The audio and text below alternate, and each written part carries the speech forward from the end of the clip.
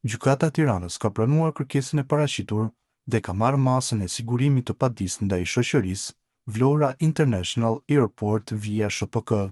duke pezulluar çdo vendim të planifikuar në Asamblenë e Përgjithshme të Ortakëve, e cila ishte caktuar të mbajë më 20 tetor të këtij viti. Gjithashtu, në bazë të vendimit që Gazeta Tema e disponon, pezullohet e drejta e votës e ortakut të shumicës, shoqërisë Mapco Construction S.A., deri në regjistrimin e kontratës së shitjes së 49% të kuotave të kapitalit të shoqërisë via SHPK, të transferuar më 3 prill 2025 tek blerësi 2A Group SHPK. Prokuroria e Tiranës ndërkohë ka nisur një grup prokurorësh për hetimin e çështjes së aeroportit të Vlorës.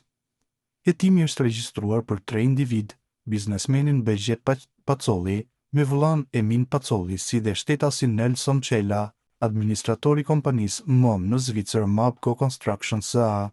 Shtetasi Nelson Çela u thirr në prokurorinë e Tiranës, i cili e dha një deponim, ndërsa fill më pas nënshkroi edhe dorëheqjen si administrator i kompanisë në pronësi të Pacollit. Të tre ata janë zyrtarisht në hetim për mashtrim me pasoje të rënda, mashtrim kompjuterik, si dhe falsifikim dokumentesh dhe aktesh. Veç të tjerash, në arsyetimin e saj, gjykata nënvizon se aeroporti i Vlorës është një objekt me rëndësi strategjike kombëtare dhe çdo veprim i pa autorizuar mbi të synon interesin publik dhe sigurinë e vendit. Sipas vendimit që Gazeta Tema po e boton të plot, kontrata e dyshuar e UAS prej 100 milion eurosh me një subjekt të pa identifikuar paraqet rrezik real për kalimin e kontrollit të aeroportit të një enti të huaj, duke prekur drejt për drejt sigurinë kombëtare.